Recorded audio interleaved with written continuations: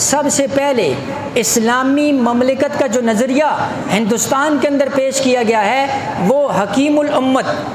مجدد ملت حضرت اشرف علی تھانوی رحمۃ اللہ علیہ نے پیش کیا، جب انہوں نے دیکھا اور انہوں نے یہ کہا کہ مسلمانوں کے لیے ایک آزاد ملک ہونا چاہیے، آزاد مملکت ہونی چاہیے جس کے اندر مسلمان آزادی کے ساتھ جو ہے اپنی عبادات اور شعار کو ادا کر سکیں۔ پھر اس بات کو 1940 کے اندر ڈاکٹر علامہ اقبال نے الہ آباد کے خطبے کے اندر جو ہے پیش کیا، اور پھر اس کی بنیاد کے اوپر دو قومی نظریہ، اور پھر اللہ جل شانہ نے جیسے میں نے آپ کے سامنے عرض کیا 27ویں شب رمضان المبارک کو اللہ نے یہ ملک عطا فرمایا، اور جب اس ملک کے لیے ہجرت ہو رہی تھی 6 لاکھ لوگ جو ہیں ان کو گاجر مولی کی طرح کاٹے گئے، 6 لاکھ لوگوں کو۔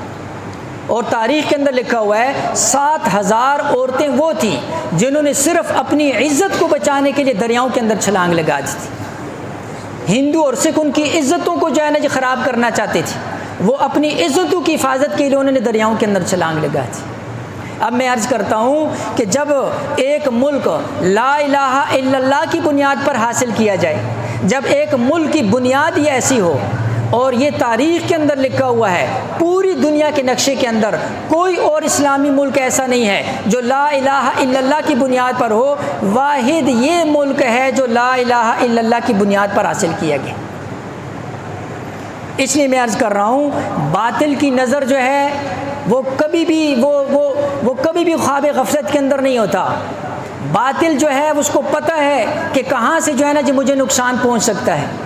اس لیے وہ اس ملک کو توڑنے کے لیے، اس ملک کے لوگوں کے اندر آپس میں بے اتفاقی نا اتفاقی اختلاف پیدا کرنے کے لیے،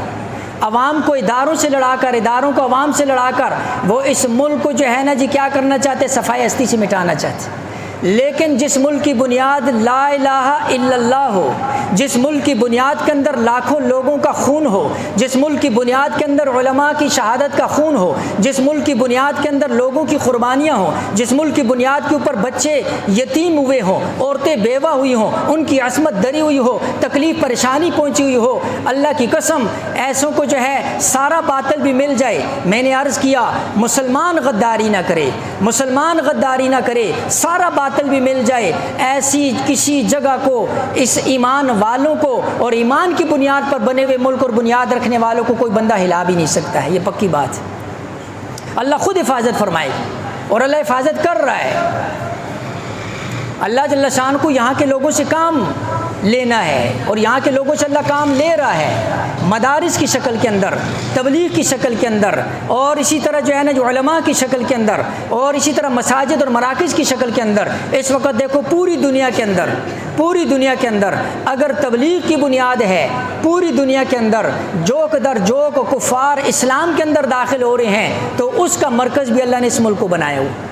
پوری دنیا کے اندر سب سے زیادہ حفاظ اگر پیدا ہو رہے ہیں اس کی بنیاد بھی یہ ملک ہے۔ پوری دنیا کے اندر مدارس کا جو بنیادی نظام ہے وہ بھی اس ملک کے اندر ہے، مساجد علماء سب سے زیادہ اس ملک کے اندر ہے۔ اس لیے اللہ جل شانہ کسی کی وجہ سے جو ہے نا اس ملک کی حفاظت فرما رہے ہیں۔